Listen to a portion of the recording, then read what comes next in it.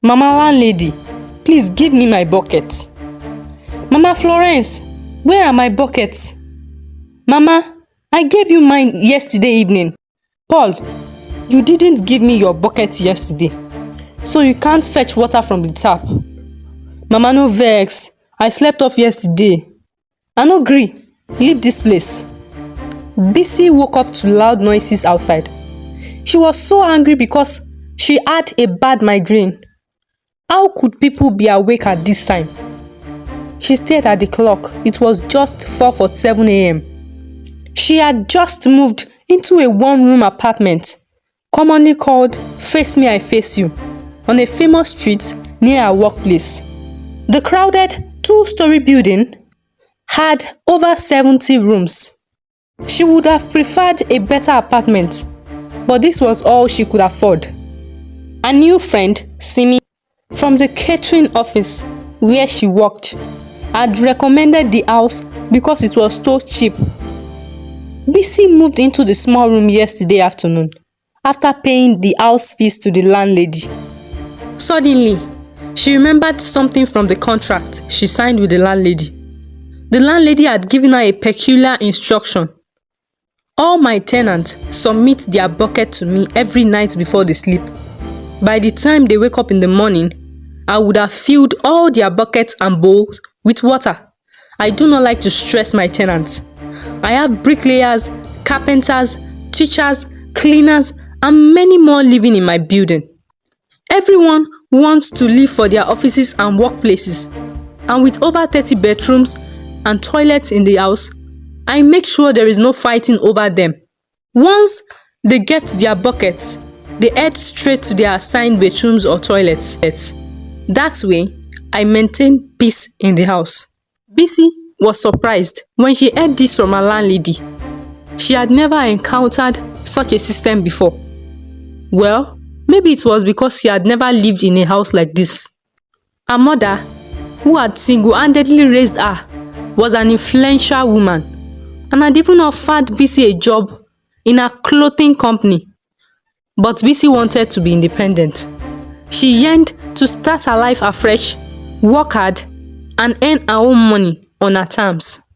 Passionate about the events planning business, Bisi decided to work under someone to gain experience and save enough capital to eventually start her own company. The landlady looked calm and kind, with a chubby, tall, and imposing figure. As she explained the house rules to Bisi, her tone became stern, especially when emphasizing the rule about submitting buckets the night before. Whether it is for washing clothes, washing plates, bathing, using the toilet, drinking water, or even washing your hands, anything that involves water, I must fetch it. Nobody is allowed to fetch water themselves, she stated firmly. Bisi, not wanting to fall foul of the rules, quickly got up from her bed, slipped on her slippers, and grabbed 3 buckets and a bowl, one for chores and another for bathing. As she stepped out of her room, she saw a man walking in from outside. His room was directly opposite to hers. He carried a full bucket of water in one hand and an empty bucket with soap and a sponge in the other, looking like someone who had just taken a bath. He noticed Bisi and called out, "Newbie, I hope you are not about to take those buckets and bowl to the landlady. She no go collect am o." "Why?" Bisi asked, surprised. The man chuckled. "Oh, she must have told you yesterday to submit your buckets." "Yes, she did," Bisi replied. "Then you are late. She no go allow you fetch the water now," he said with a knowing smirk. "Where will I now get water?" Bisi asked, worried. The man shrugged. "Well, I don't know. You won't find water anywhere on this street, or even 2 streets away. All the houses around here get their water from our landlady. Anyway, I need to go now. I do not want to be late for work." "Thank you," Bisi said quietly. She walked out with her buckets and headed towards where a large group of people stood in 2 or 3 long lines, some trying to cut through the queue. As Bisi approached, some tenants murmured when they saw her, but no one confronted her directly. She ignored the whispers and walked straight to the landlady, who was busy fetching water for the tenants. "Good morning, ma. I am so sorry. I was so tired yesterday that I slept off. I need water to have my bath and do my chores," Bisi pleaded. "My dear Bisi, there are rules in this house that we must all follow," the landlady said firmly. "There is no water for you today. I can't skip all these people just to give you water." "Does that mean I can't use water at all, ma?" "I don't mind fetching it myself, or even waiting in the long queue. Please, ma," Bisi begged. "I am sorry. There is nothing I can do." "First come, first serve," the landlady said, shaking her head. "Mama landlady, abeg make you answer us quick now. We dey go work," someone shouted from the crowd.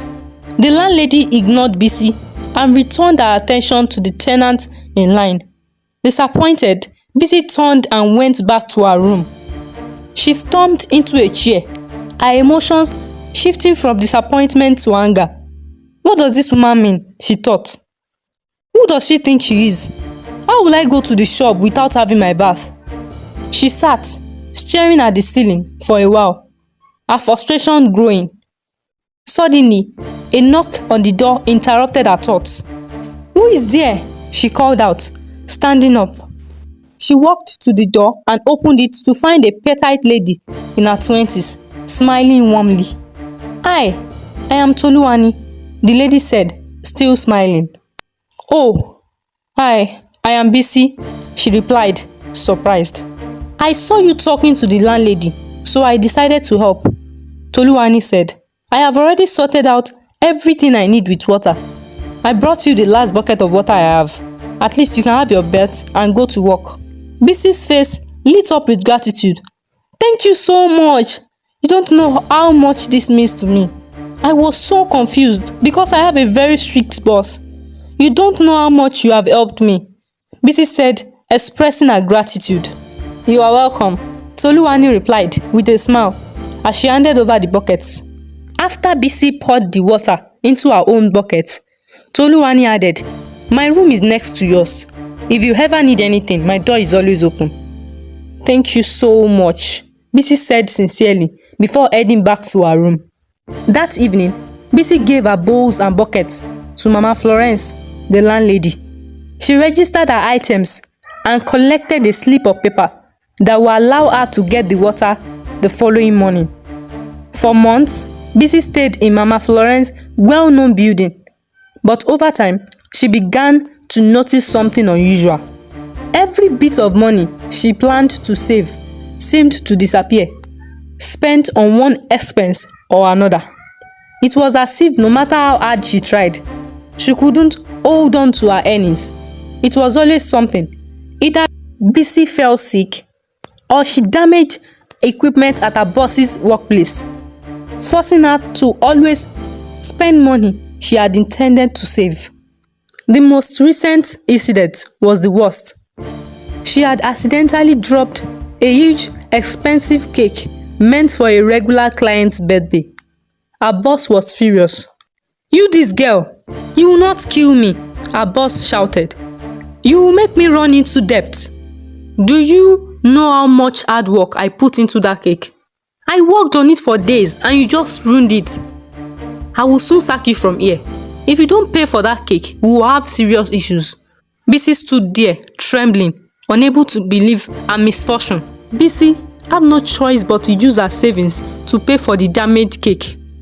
The incident left her with little money, and she couldn't ignore the pattern anymore. She started noticing that everyone living in Mama Florence's building seemed to be struggling. Most of them lived in poverty, barely getting by. Families of 5 to 10 people crammed in single rooms. Some couples with 5 children shared their small spaces with squatters, making the building overcrowded and chaotic. What baffled Bisi the most was Mama Florence's lifestyle. While her tenants were struggling to make ends meet. She lived in luxury. A mansion located near the overcrowded building was a clear sign of her wealth. Yet, despite her affluence, Mama Florence spent most of her time in the tenant's house. Bisi's suspicion grew. Why is she living so well while everyone else here suffer? She wondered. Something didn't feel right, and Bisi decided to pay closer attention. One day, Bisi wasn't at work because she wasn't feeling well. Suddenly, she heard shouting outside. It was Mama Florence and Bisi's next door neighbor arguing loudly. Curious, Bisi got up from her bed and slightly opened the door to see what was happening. She saw Mama Florence and the neighbor fighting, with a pastor standing between them, trying to calm them down. The landlady, Mama Florence, shouted angrily, "How many times have I warned you not to bring any pastor to this house? None of my tenants should bring pastors, imams, or traditionalists here. It is clearly written in the contract you signed." The tenant replied in frustration, "He is like a father to me. He only came to visit and pray for me. What is so bad about that?" But the fights continued until Mama Florence managed to send the pastor away. A few days later, she evicted the tenant from the house, claiming he owed her 6 months' rent. In truth, most tenants in the building owed her rent because they were all struggling to survive. Many could barely afford food, let alone pay rent. But usually, Mama Florence would just come to scare the tenant, shout at them, and leave without taking any serious action. A few days after evicting the tenant, Mama Florence called an emergency meeting for Saturday, ensuring most tenants would be home. If anyone couldn't attend, other tenants would share the details with them later. On the day of the meeting, the tenants gathered, sitting on stools, benches, or chairs near the meeting spot. Around them, clothes of different colors and sizes hung on long clotheslines. Some tenants were still washing clothes or doing chores nearby. The area was noisy and crowded. People who were enemies hurled insults at each other through songs. Friends chatted happily, and gossipers discussed the latest dramas. One hot topic was about 3 women who fought over a stolen pot of food cooking on the veranda. Others talked about the evicted tenants, while some discussed Ikenna, a young man who cried when his stolen phone was returned by a friend who just wanted to prank him. Amidst all this, Bisi sat quietly, lost in thought. She wondered why Mama Florence evicted the tenant just for bringing a pastor to pray, and she wondered why she suddenly called an emergency meeting. While Bisi was still deep in thought, Mama Florence arrived and sat in front of the tenant. A large frame pressed down on the chair, which creaked under her weight, but somehow it didn't break. She greeted everyone warmly and began addressing various issues. She complained about a tenant whose daughter fainted at night and came banging on her door for help. She said, "I refuse to open the door because there is a time for everything. If you miss getting water in the morning, then no water for you at night. That's the rule." Some tenants murmured, and a few stood up to complain about the water supply in the building. But Mama Florence ignored them, saying she didn't care because everything was already in the contract. She also warned everyone about bringing religious clerics to the house. "Let me make this clear. If anyone brings a pastor, imam, or any spiritual leader to pray in this house, that person will be evicted without notice." The meeting ended with everyone grumbling. Bisi couldn't understand why the tenants didn't unite against Mama Florence. She thought, if all of us join forces, we can protest against her. She's just one person, but together we are so many.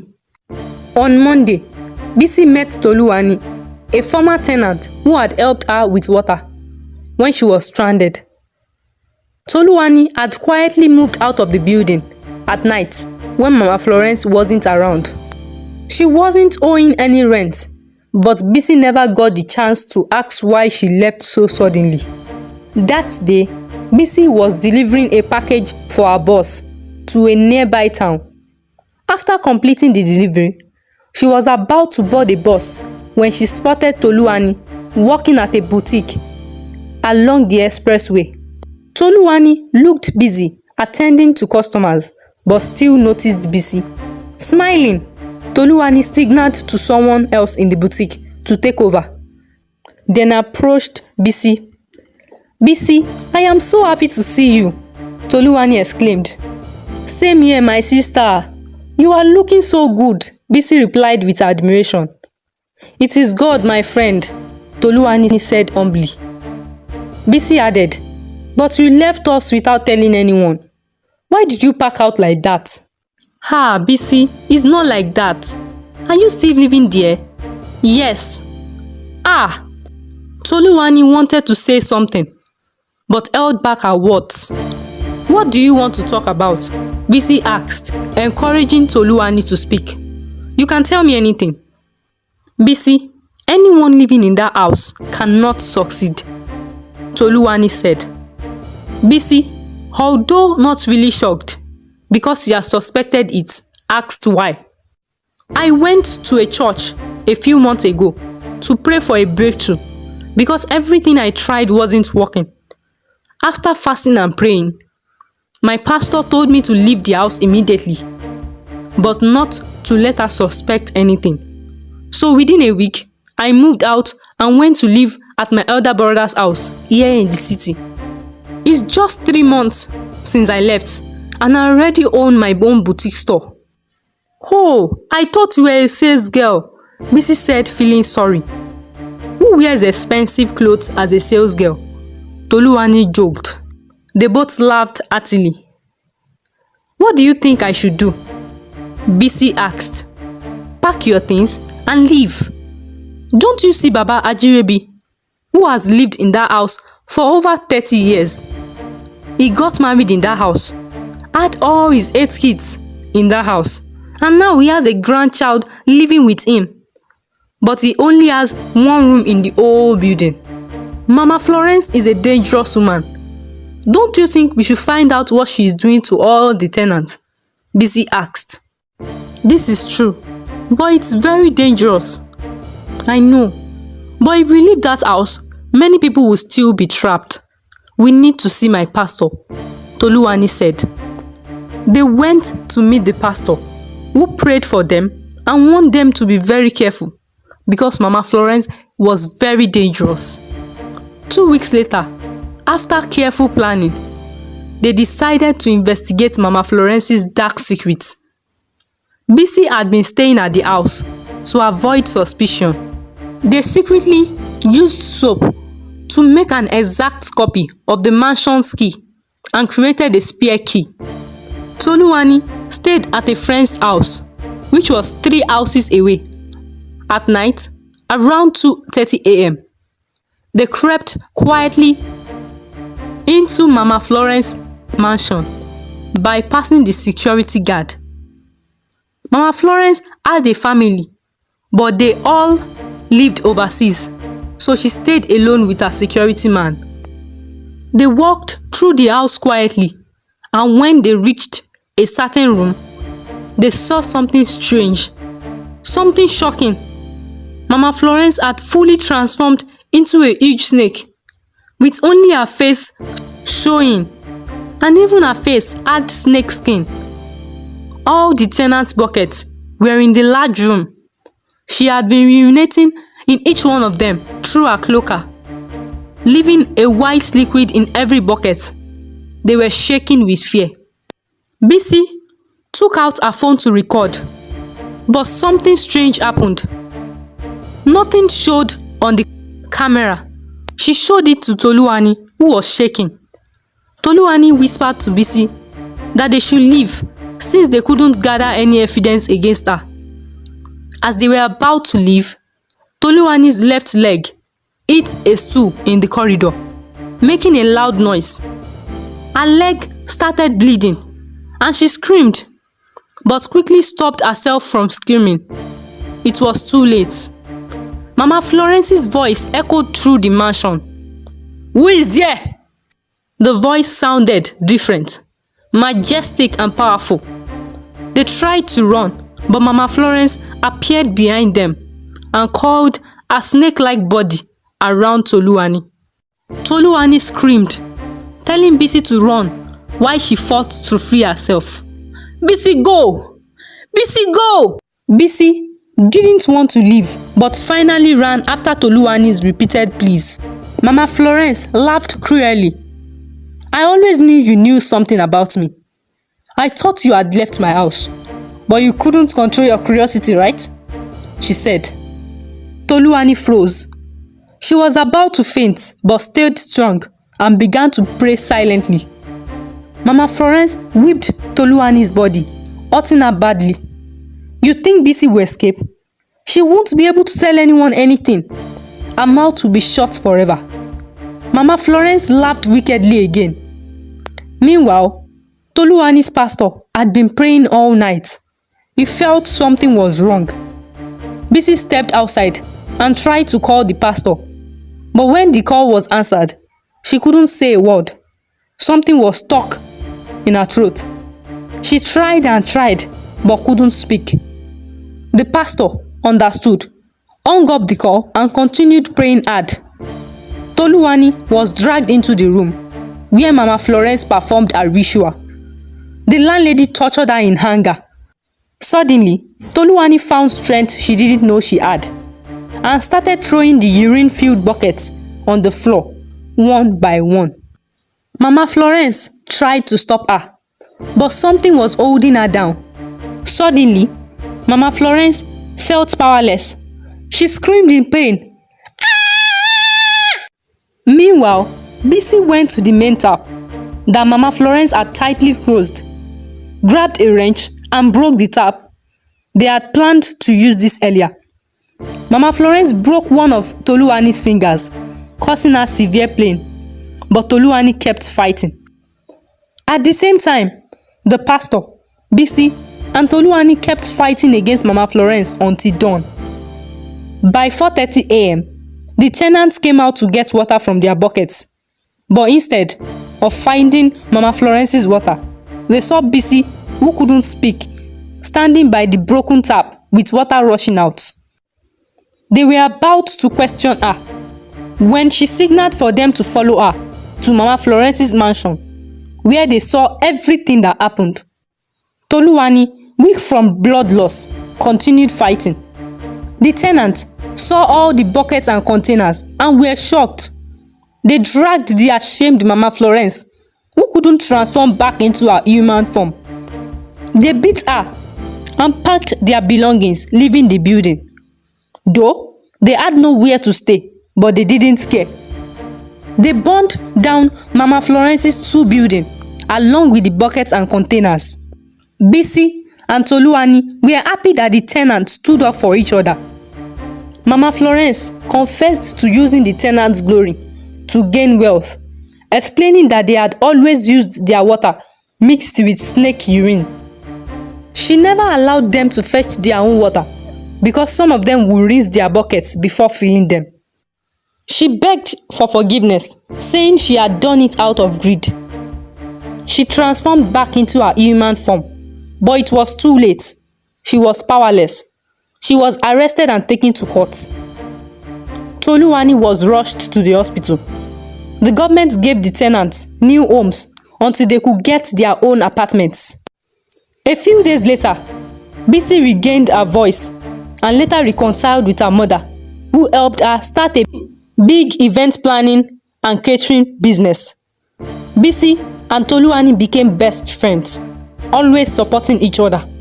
Moral lesson: don't stay relaxed in a bad situation. Ask questions. Don't let greed make you harm others. Before you sign any agreement, read and understand it well. If you like the story, please like, share, comment and subscribe.